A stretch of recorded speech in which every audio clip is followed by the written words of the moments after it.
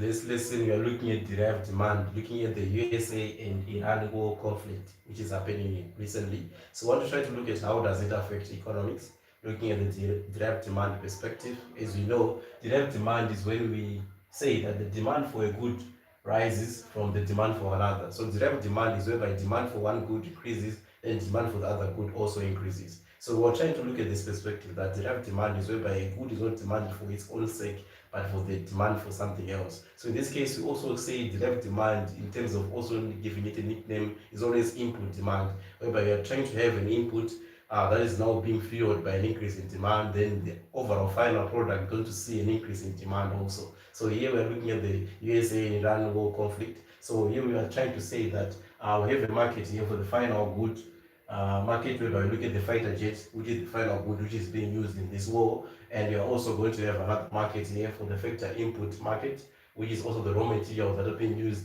to create the fighter jets. So what's going to happen is that when tensions are going to be rising between USA and Iran, we are going to see that the USA is going to demand more fighter jets to continue to increase the conflict. So what happens is that we are going to see that, let's draw this diagram here for the fighter jets, which is the final product, what happens when the tensions between these two countries are continuously rising. So the thing is, you draw the initial demand and supply curves, as you can see here, like this.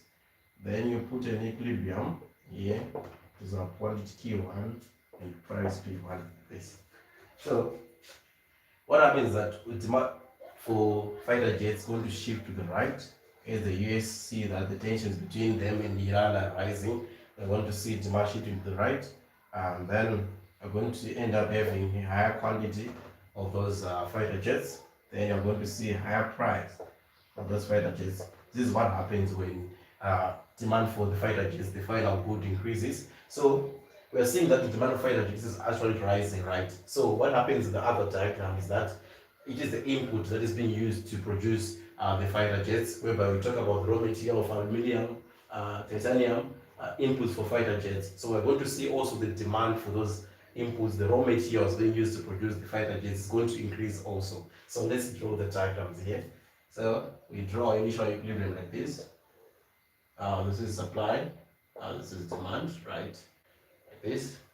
Then we put an equilibrium, K1 and P1, right? This is our initial equilibrium. Right now, the demand for the input, the aluminum, the titanium, the input used to produce the fighter jets is also increasing. So we shift the demand came to the right. Then you end up having a higher quantity for those raw materials and a higher price for those raw materials. So this is derived demand, whereby the demand for the input is not demanded for its own sake, but for the demand for the fighter jets, which are being used to fight the war between the USA and Iran.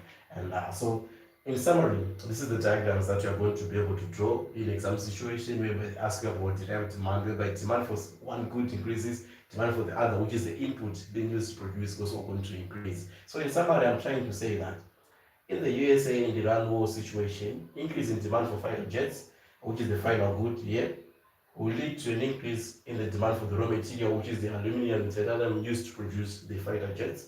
Then lastly, we have been saying that the demand for those raw materials is derived from the demand for fighter jets. So whereby you are saying that the demand for this raw material is being derived from the demand for those fighter jets as our final good to fund the war, which is happening right now in USA and Iran, the war conflict that has been global right now. So we're going to also look at the USA and the Iran conflict. In our next video, we're going to talk about composite demand and also going to talk about joint supply. Yes, we're going to talk about joint supply, composite demand. So stay tuned as we do those videos. Thank you.